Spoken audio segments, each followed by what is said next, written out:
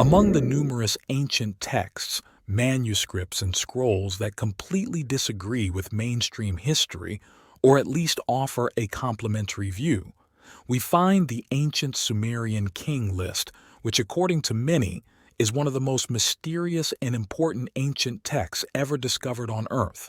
Why? Because it suggests that the ancient rulers had implausible lengthy reigns. Alulim became king. He ruled for 28800 years. Alaljar ruled for 36000 years. Two kings. They ruled for 64800 years. Then Eridug fell and the kingship was taken to Bad-tibira. In Bad-tibira, En-men-dur-ana ruled for 43200 years. This ancient text describes in great detail a time when Earth was ruled by beings referred to as gods for thousands of years. The list composed in ancient Sumerian offers details about numerous generations of kings that ruled over the land of ancient Sumer. The list not only offers us their names, but it details their supposed length and location of kingship. The ancient Sumerian king list provides a comprehensive list of the Sumerian kings from the beginning, before the Great Flood, and the 10 kings who lived before the flood who lived for thousands of years. Fragments of the Sumerian kind list were discovered in 1900s by German-American researcher Hermann Hilprecht at Nippur. After 1906, 18 other lists have been discovered dating from the second half of the En dynasty. There are more than a dozen of copies of Sumerian king lists found in Babylon, Susa, and Assyria, and the Royal Library of Nineveh from the 7th century BC. The best preserved specimen of the Sumerian king list is called the Weld Blundell Prism, which is a clay cuneiform inscribed vertical prism housed in the Ashmolean Museum. Mainstream scholars suggest that the ancient Sumerian king list is a mixture of prehistorical and mythological accounts.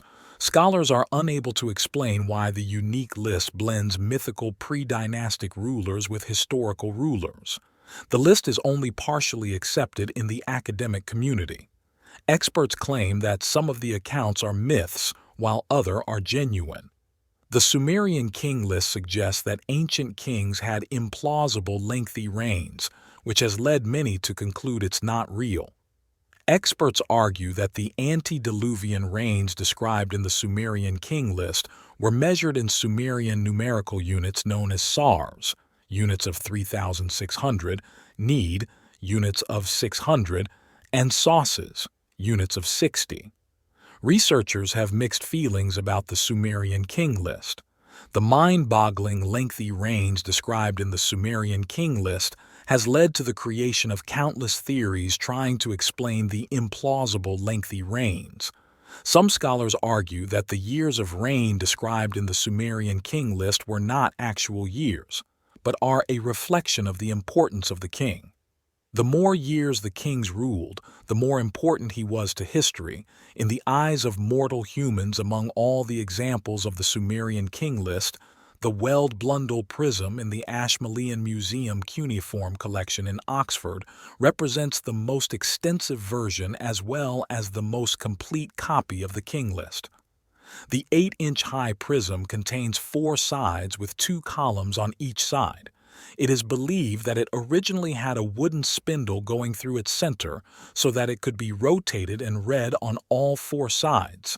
It lists rulers from the antediluvian, before the flood dynasties to the 14th ruler of the En dynasty, ca. 1763–1753 BC. The list is of immense value because it reflects very old traditions, while at the same time providing an important chronological framework relating to the different periods of kingship in Sumeria, and even demonstrates remarkable parallels to accounts in Genesis. By the 3 RD millennium BC, Sumer was the site of at least 12 separate city-states: Kish, Erech, Sipar, Akshak, Larag, Nippur, Adab, Umma, Lagash, Bad-tibira, and Larsa. Each of these states comprised a walled city and its surrounding villages and land, and each worshipped its own deity, whose temple was the central structure of the city.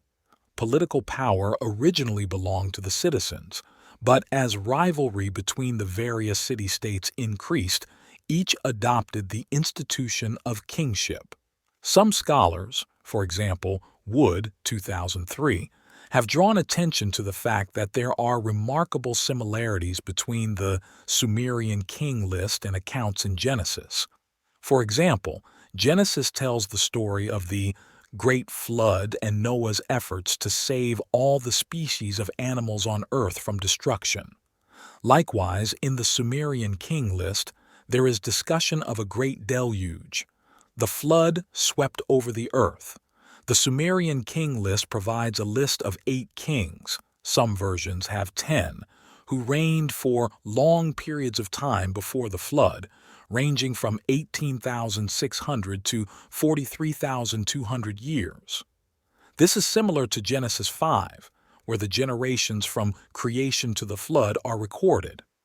Interestingly, between Adam and Noah there are 8 generations, just as there are 8 kings between the beginning of kingship and the flood in the Sumerian king list. After the flood, the king list records kings who ruled for much shorter periods of time. Thus, the Sumerian king list not only documents a great flood early in man's history, but it also reflects the same pattern of decreasing longevity as found in the Bible. Men had extremely long lifespans before the flood and much shorter lifespans following the flood.